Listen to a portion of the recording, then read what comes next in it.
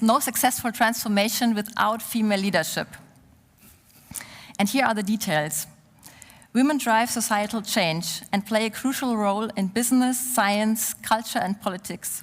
Inspiring women from around the world have made history and still influence us today and will shape the future. But women's underrepresentation in leadership positions in tourism remains a challenge, also given the industry's need for transformation. I now invite my female panelists to join us. Zinser, Sharon Martinez, and Pauline Rouri. Please come up the stage.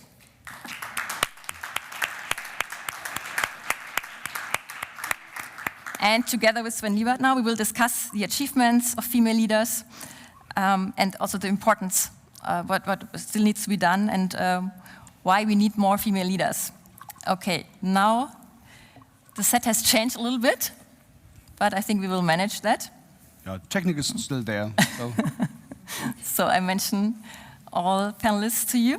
So Zinser, directly next to me, is the Director of Marketing at the tour operator Gebeco, which has developed 12 worldwide trips on the theme of women who move the world. Anne, very nice having you. Thank you.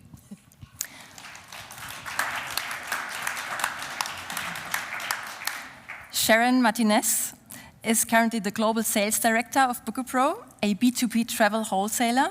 She has previously worked in international environments such as Nintendo of Europe and lived in 6 different countries. Very nice that you made it to this place. Thank you.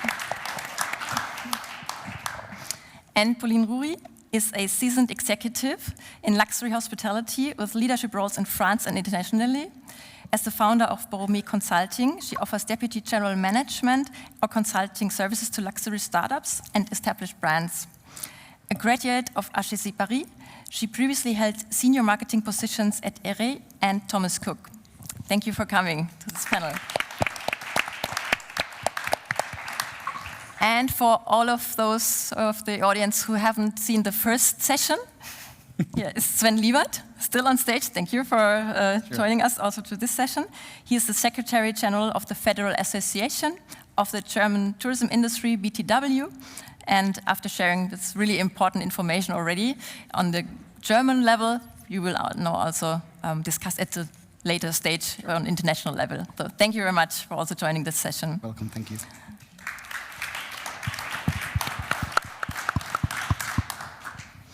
So let's talk about it first, about the past of female leadership. Anne, I'm now talking to you. At Gebeco, you created a very nice catalog, the thematic year, Women Who Move the World, highlighting stories of female leaders and inspiring roles around the globe. And through a catalog of really inspiring journeys, it lets us witness firsthand their lasting impact on society also. Could you share some examples of these inspiring women and also their achievements and journeys along female pathways? And what inspired you to create this thematic year? And why is raising awareness so important? Yes, thank you very much for having the chance to present our catalog here. Actually, we are doing such a catalog every year with a special topic and 10 to 12 worldwide trips, and for this year our CEO actually, Thomas Bolander, he had the idea of doing something about emancipation and equality and female power. So we have been all very, very satisfied about this topic because I think about 70% workers in tourist business are female, so this is an important topic for us as well. And then we started to work on these trips. It's 12 worldwide trips we have there, and for us it's really important to do like a combination of the past and also the present. So we have trips with very powerful women of the past, like Frida Kahlo in Mexico, for example, or Coco Chanel in Paris. We have Medea as a topic, so this is the history part.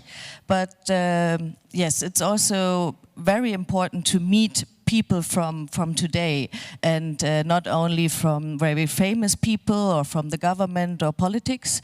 So we meet people from our daily life. So in Egypt, for example, we meet the owner of the company called Pink Taxi, and yeah, she gives jobs to women only.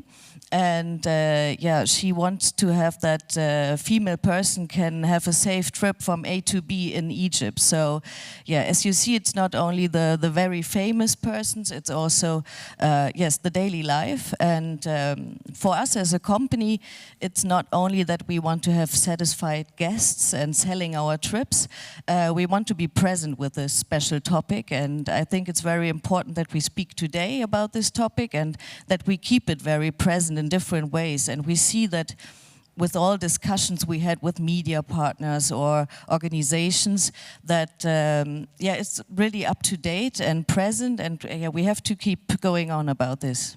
Oh, very interesting. And on your company's website, there's a quote from you saying, "By sharing and celebrating the stories of women on our journeys, we create role models for future generations and contribute to a fairer future." So what can we learn from these female leaders, and what can we learn from their leadership? Yes, I think it's very important. Like Sven mentioned before, that we have role models, not only in companies, but also in media and everywhere. So with our catalog, we want to show role models from the present, but also from now, and maybe also in future. And I see that there's a huge movement fighting for female rights and equal rights in total. It's not only about female empowerment. And I think that the topic is very present in very different way. For example, at the opening ceremony of the Olympic Games, there has been the topic was present as well. So it's very common. Perfect. Thank you so much. Thank you. So moving a little bit further, so coming to Sharon, because Anne just mentioned the Mexican role model Frida Kahlo. You are born in Mexico, were born in Mexico. You studied in Hungary, you lived in different countries like the UAE, and now based in Germany, so giving you a very international background. The underrepresentation of female leadership is really an international, worldwide topic. What has your experience been in countries you have lived in, and which countries maybe stand out for promoting female leadership and diversity, and what can we learn from them? Yes, thank you. Thank you for having me, Madlen. Yes, well, it's a very, very interesting topic, and it's, I think, woman empowerment and leadership. It's something that every country is slowly moving towards promoting and motivating more participation in the workforce as well. I think, for example, I can speak for Mexico and also for the UAE. There are different organizations and there are movements also from the government where they are trying to create the space, create bases so that they are more motivated to join the workforce. I know that very different in the UAE. I know that they're one of the leading countries actually in the Gulf area for this. But you have a woman participating in the government, and then you have you promote that university degrees, and also I think it's mandatory that they also have a leadership role in companies, speaking from the Emirati side. In Mexico, I think they still have a lot of work to do, but I also think it's a cultural thing sometimes. You cannot just, paint it black and white. So right now, Mexico has the first woman president, and I think this will be a great role model for future generations. But I think still there's a cultural background where the woman doesn't always want to participate economically, and I know that there are universities, for example, my university has a group, I don't know if it's a society association, where they are promoting woman entrepreneurship so that they really help from A to Z, build a company, and what do you need? Do you need funds? Whatever it is, so that more women are participating in the economic force. Mm-hmm. Sorry, yeah. I don't know, I wanted to mention, because the second part of the question was regarding which country do I feel like is doing it really well. And my previous 4 years I lived in England, and I believe that England is actually doing a really good job in this. My personal view or experience, I think that they set the basis from a young age onwards, from primary school. They allow the kids to participate in all sorts of sports, both boys and girls, where there is no difference in gender. And I think by the time they get to secondary school and university, I think really the girls don't really see a difference. They know that they can do the same. And I think this helps set a good self-esteem in girls, so that they don't really feel like, oh, that's a boy thing and this is a girl thing. And I think this is very helpful, and I think this is what more countries should do. Oh, very interesting. Thank you so much for sharing. Now I move forward to Pauline. So Anne also mentioned the French role model, Coco Chanel, and you have a French background, but also you lived in different countries, such as Germany, also for international companies like Thomas Cook. And you're also, like the other panelists, an experienced leader. What key challenges do women face when striving for leadership positions, and how can the tourism industry overcome them? And Sharon also mentioned the culture. Is it about company or a country's culture? What makes a difference? Well, thank you for having me too. Really happy to be taking part of in this panel. I think that for women, and it's funny, to prepare this interview, I had long conversations with my former team members, men and women, and I asked them, are there any difference in between male management and women management? And they all came with the same answer. So women management, the way they loved actually the way I managed the teams, because, and it was difficult sometimes to kind of make a generality about my personality, my own personality, and the personality of women. But still, what they loved is that I was really like trying to understand who they are, not having of a bias, and also give them the power to be themselves, not do too much micromanagement, but still let them be autonomous. And they felt it was a strong motivation to be part of the team. With male management, they told me sometimes it's more, there is a problem, you need to find a solution, and it's like this, and it's, so they felt that working in my team was also giving them more keys to progress and to be ambitious. What I also sometimes found out is that for women, ambition can be seen as a dirty word.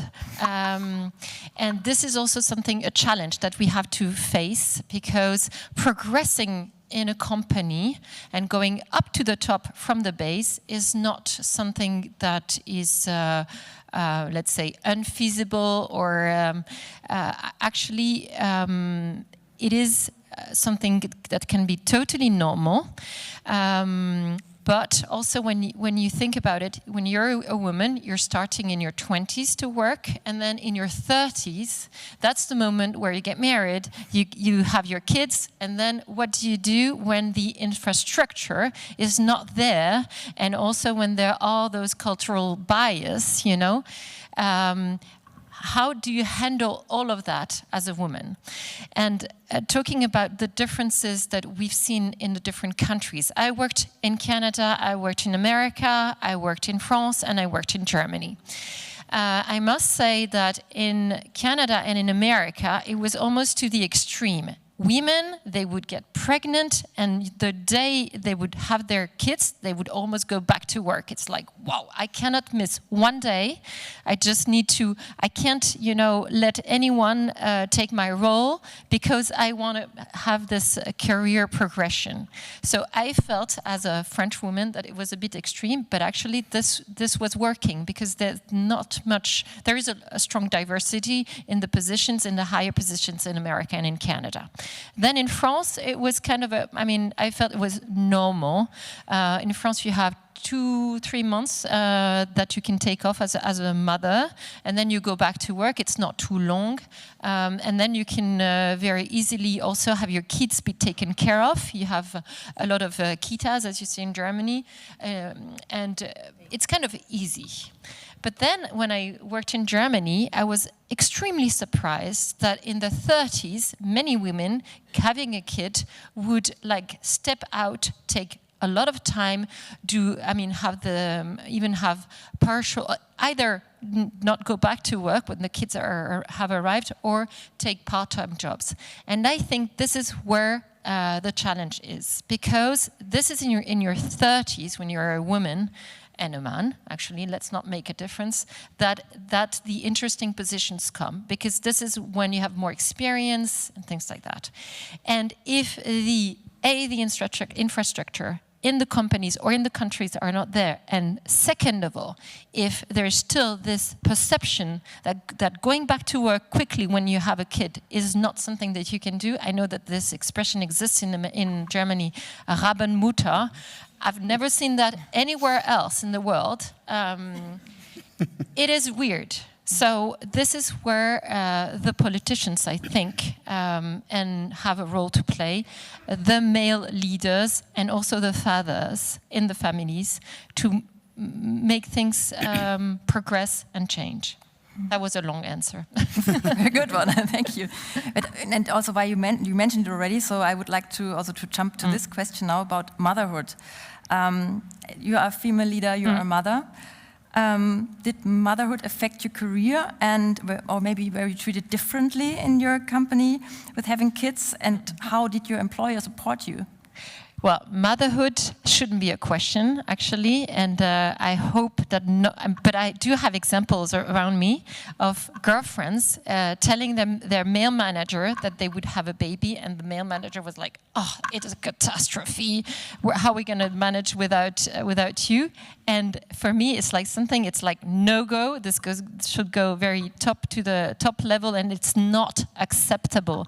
Having a kid when you're a mother and you're working is totally normal, but it has its own challenges, especially if you are like a power couple where the husband and the mother both want to have careers, progress, and want to move. So you need to find the right partner also that can be supportive and that can understand that it's not only me as a man who has to, take the direction and kind of guide where we're going to go. Oh, I have this promotion. I'm promoted to go to Australia or to any country where it's difficult for women to work. This is a common discussion that you need to have. And if both of them want to have a career, actually, you as a woman, as a wife, need to be able to express, oh, maybe it's not right for me. And I was lucky enough that my husband, when we moved to Germany, said, okay, let's do it. It's your time to shine, let's say. And he moved with me. He didn't give up his job, which was really smart and intelligent to do. And we kind of continued our careers together like this. But you need the support. Or you can also have, what is very precious is when you have family support. Because sometimes with the kids, especially when you have international positions and you travel, you do Tetris, managing the agendas. And when both parents are not there, then they're like, oh, there's a... how do we do it? Monday, Tuesday, nobody's there. Who's taking care of the kids? It's good when you have the parents, too. And also a question to you, Sharon. You're also a mom and a female leader. Did you experience any disadvantages in your career as a mother? With my experience in the countries that I have lived at, I have to say that I don't feel like I had a disadvantage directly in the companies that I had worked for. In my previous company, actually, I found they actually support mothers or the woman coming back to work. They supported with 50% of pay to private daycare, which can be a motivation for you to say, okay, I have somebody that can take care of my child, so I can go back. I think it's important, as already mentioned by Pauline, that you have a good network. That if you want to keep succeeding and have a leadership position, I think it's important that you have a good support network for your kids. I think it's really challenging and difficult if you don't, because at the end of the day, yes, you are the mother and the child will need you, and you need to have somebody that helps out. So yes. Yep. And what progress have you seen in the tourism industry, Sharon, regarding female leadership in the recent years, maybe, and also how were women and diversity supported in the companies you've worked for so far? I think there has been progress for sure. I think there are more women taking these leadership positions. I think it's important that the structure of the corporation, the company, is setting the base so that women are coming back and having these leadership positions. I think the mentality of the mindset of the men as CEOs also has to change a little bit, and they have to really help change this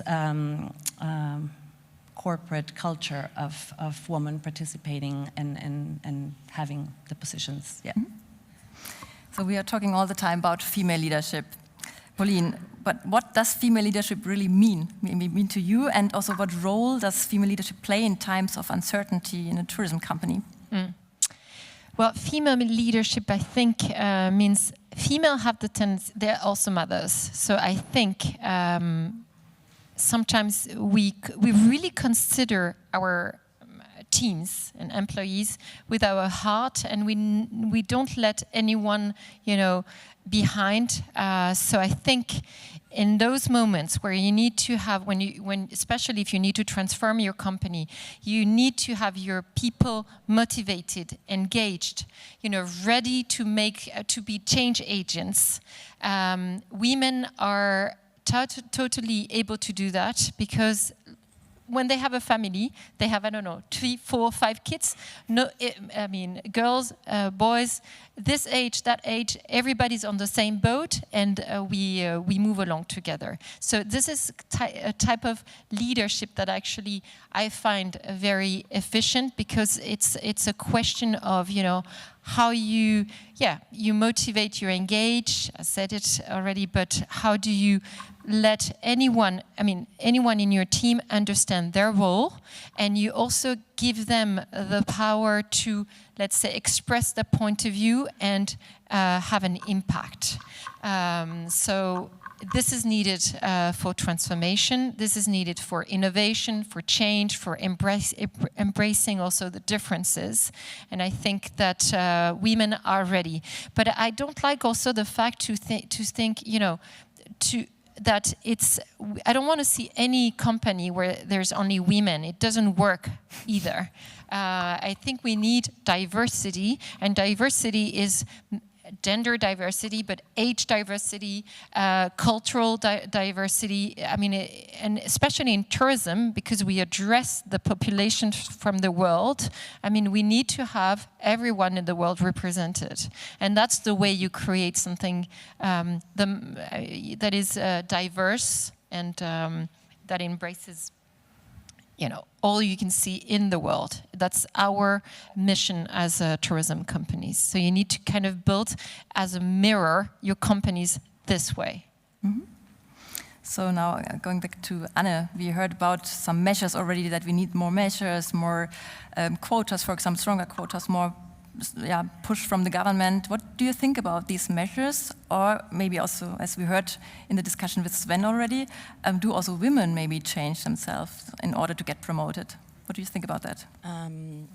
I think they also need to change, like Sven mentioned before, when I was asked if I can go up here and have the speech, I was thinking about 2 days, I think, and maybe, I should be more self-confident with it, but this is something they can change, and there are also talks about a quote or something. Actually, personally, I'm not such a big fan of a quote, but I think that we need this these regulations from government. As staying in our habits, it's very easy. And I think Pauline mentioned before that even in Germany, we have a long way to go. And we had a very important election in 2 weeks ago, and 20% of our country vote for a party which is not very famous for female empowerment. So this is something I'm really, really worried about, that we have a movement in our society here in Germany. And so it's really, really good that we speak today, and that we are still need to move on and do even more. Mm-hmm. So I now would like to talk about the future in the last few minutes, and I also want to now involve Sven again. We have heard a lot of things now, and maybe also in your opinion, where do you see the advantages of female leadership? For the transformation of tourism as well, and we discussed it already a little bit earlier, but also for the audience who just joined now, are there differences compared to male leadership? So I would say if you want to develop the tourism industry further, we have to be as diverse as our customers are, as you said. I mean, we are connecting the world. The idea about what we are doing is diversity. So why not reflecting this in our leadership team? So it doesn't make sense at all. I mean, how good can your product be when you not reflect who your customers are? I mean, what kind of sense is that? So I think if you would like to succeed, if you want to be the growth engine of the economy, as tourism industry, we need to have diverse teams, diverse leadership with all kinds of diversity aspects. I mean, there's so many aspects to consider, and I think that's something which is really crucial. One thing I just would like to add what you said, because of the infrastructure. That's something, of course, we are pushing as an association even further, because, I mean, companies can do something, associations can do something, but nevertheless, we need to have the really basics by the government. And that means that the German government really need to push hard for, are there enough kindergarten spaces? How are our schools? Is there any kind of, how do you say, free time activities, so that you don't have the burden of that you have to carry the childhood, I don't know, 24 hours a day, that the government is doing their thanks, your job. That's basically, so we are looking forward that the new German government, which will be in place in the next 6 to 8 weeks, hopefully, is pushing that further. And why am I saying that? Because 2 days ago, they announced the so-called Sondervermögen, so some additional money, because Germany, of course, is a very poor country. And so, so there's some additional money, which is called infrastructure money, and this is, childcare is something which is in the coalition agreement right now, so they are debating about it, and we are pushing it further, because it gives some more space for any kind of development. Be who you want to be, and this government just had to do their job. So that's something which is important for us, just to underline that we understand, because when you said politics, you looked at me. So, so I definitely understand that. So we take it for granted, and we hope that the government is doing this something. Yeah. Pauline, as an advisor to CEOs, what is your vision for the future of female leadership and diversity in tourism? And what steps are necessary to make that vision a reality? Well, as we said it, I mean, really encourage diversity within your teams, and encourage also the women to take this their let's say role on the stage, on a leadership position. Even, I mean, don't wait that they ask for it, because they wouldn't maybe ask. I've seen 2 interesting programs. At Thomas Cook, we had this program, a leadership program that was called the Navigator program. And actually it was half men, half women being chosen and trained to become the future leaders of tomorrow. So when companies have programs like this is also something you can follow. You can say, oh, I want to be in that part of this program, and I'll go up the ladder. And then also I saw another thing, which is an shadow exco with the younger generations, because also it's a problem in diversity. Sometimes you only have in your let's say senior consultancy, the advisors, it's all have the same age. They don't represent the younger generations. So I also like that. And this shadow exco was only very young, you know, professionals that would start in the workforce. Diverse, so half men, half women, giving their point of view on how we should build the product for the up and coming generation. So really, step out, take time as a CEO to say, okay, what can I personally do? And I think also that a CEO is a role model. So when you see CEOs being, it's a question of mindset, open-minded, creating things differently, then as the whole company is also, more entitled to think that it's possible to make things change. So just looking at the time, I would like to give the word also to Sharon, also to Anne for the last two questions. So Sharon, in your opinion, how crucial is diversity in leadership for the future of tourism? And can female leadership positively influence maybe a corporate culture? And also for younger generations, where really all generations would like to work again? I think both are very, very important. I think both diversity and female participation in leadership are very important. They go hand by hand, as already discussed. I think it can have a very positive impact. Also, Sven mentioned it earlier in regards to financial success, in regards to more creativity, more innovation, that is not just homogeneous. I think both sides can bring a lot of color into any work environment when you involve both sides, and not just the woman roles, but also age and cultures, everything all together makes a good mix, and I think it's important, very, very important. Thank you. And then Anne, can you imagine preparing a catalog like you just did in 20 years from now on? What kind of female leaders we will visit on our journeys then? Yeah, interesting. Yes, I think we will still find very brave women everywhere, and I guess that the topic will be as important as today. So there's still a long way to go, and we need to keep the topic high. It's very important, and it's a good idea to just repeat it, maybe 10 years already. I will mention this. Thank you. Thank you so much. I think there we learned that there's still a way to go, but there are really some measures in place, like Move It initiative. Maybe Sabine will also tell us about her initiative. And with all your support of the BTW, I think we are on a very good way.